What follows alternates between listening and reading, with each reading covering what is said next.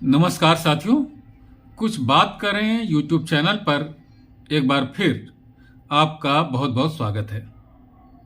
आज हम बात करेंगे कि द्रौपदी को लेकर के पांचों पांडवों ने आपस में क्या नियम बनाए। द्रौपदी एक थीं और उनके 5 पति थे।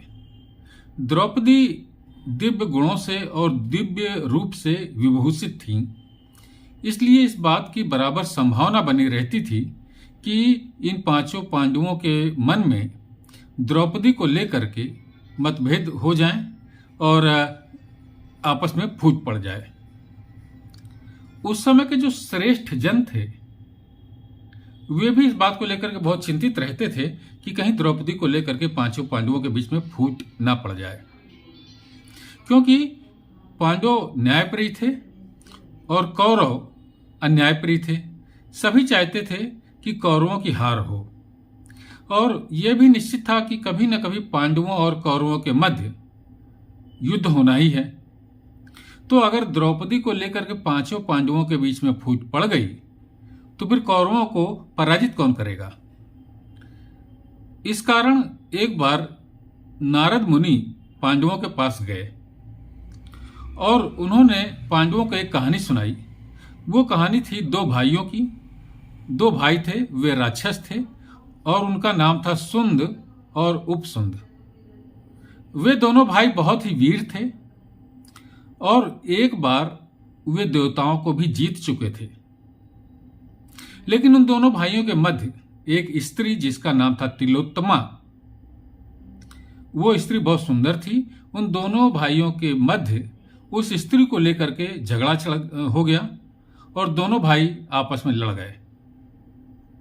दोनों ही वीर थे, दोनों ही एक दूसरे से लड़े और एक दूसरे को मार डाला एक स्त्री के पीछे।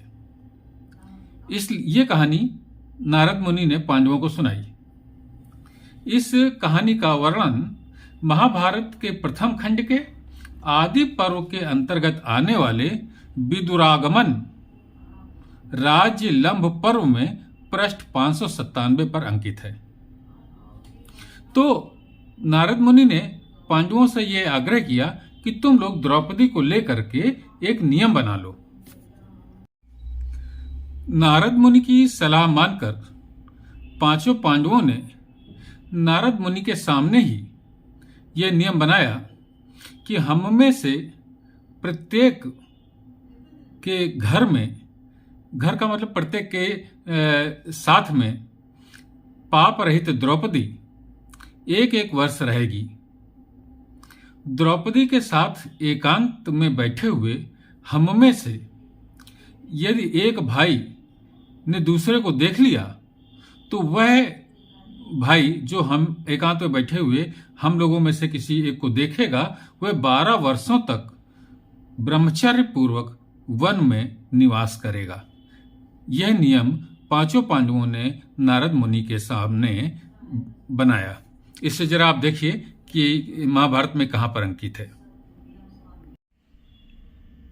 तो ये देखिए साथियों, ये है महाभारत के प्रथम खंड का आदि पर्व और इस आदि पर्व के में ये लिखा हुआ है कि जन्मेजय देवर्षि नारद के ऐसा कहने पर एक दूसरे का अधीन रहने वाले उन अमित तेजस्वी महात्मा पांडवों ने देवर्षि के सामने ही ये नियम बनाया। क्या नियम बनाया? ये कि हम में से प्रत्येक के घर में पाप रहित द्रौपदी एक वर्ष निवास करे।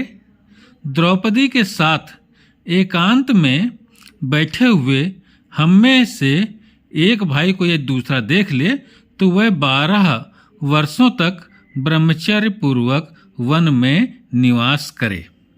तो ये नियम जो है पांचों पांडवों ने नारद मुनि के सामने बनाया। अब देखिए, ये बहुत सुंदर सा चित्र दिया है।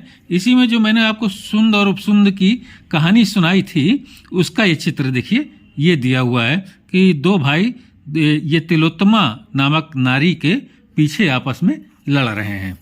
और ये भी एक देखिए बहुत सुंदर चित्र दिया हुआ है कि नारद मुनि पांचों पांडवों को ये कहानी सुना रहे हैं सुंद और उपसुंद की, और ये आग्रह कर रहे हैं कि द्रौपदी को लेकर के आपस में कोई नियम बना लो। तो देखा साथियों आपने, इस तरीके से पांचों पांडवों ने नियम बनाया कि द्रौपदी के साथ हम में से प्रत्येक भाई एक एक वर्ष तक निवास करेगा। वैशंपायन मुनि जो जन्मेजय को महाभारत की कथा सुना रहे हैं, उन्होंने जन्मेजय से कहा भारत, यानी राजा को उनका भारत। इस प्रकार नारद मुनि की प्रेरणा से पांचों पांडवों ने नियम बना लिया, इसलिए वे आपस में कभी भी एक दूसरे के विरोधी नहीं हुए।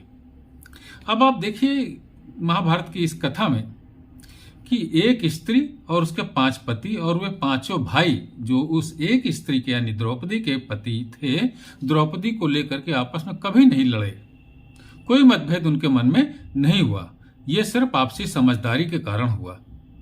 महाभारत के बारे में कहा जाता है कि मन में विचार की कोई ऐसी लहर भी नहीं आ सकती जिसका कि जिक्र महाभारत ग्रंथ में ना हो। इसलिए मेरा मानना है साथियों कि महाभारत अत्यंत ही महत्वपूर्ण ग्रंथ है और यह बहुत ही आवश्यक ग्रंथ है। इसका अध्ययन हम प्रत्येक भारतवासी को करना चाहिए। कम से कम सनातन धर्म के लोगों को तो इसका अध्ययन अवश्य ही करना चाहिए और इस बात पर गर्व करना चाहिए कि महाभारत जैसा अनुपम अद्वितीय ग्रंथ हमें उपलब्ध है। तो साथियों, ये मैंने आपको महाभारत में लिखी हुई कहानी बताई, एक द्रौपदी और 5 पति, उसके 5 पांडव पतियों के बारे में, और अपने विचार भी इस बारे में मैंने व्यक्त किए। अब आपको यदि ये कहानी और ये विचार पसंद आए हों तो मेरे इस चैनल को सब्सक्राइब कीजिए, लाइक कीजिए, अपनी टिप्पणियों से हमें बराबर अवगत कराते रहिए। कल मैं किसी अन्य मुद्दे पर आपके साथ बात करूंगा। तब तक के लिए जय हिंद, वंदे मातरम।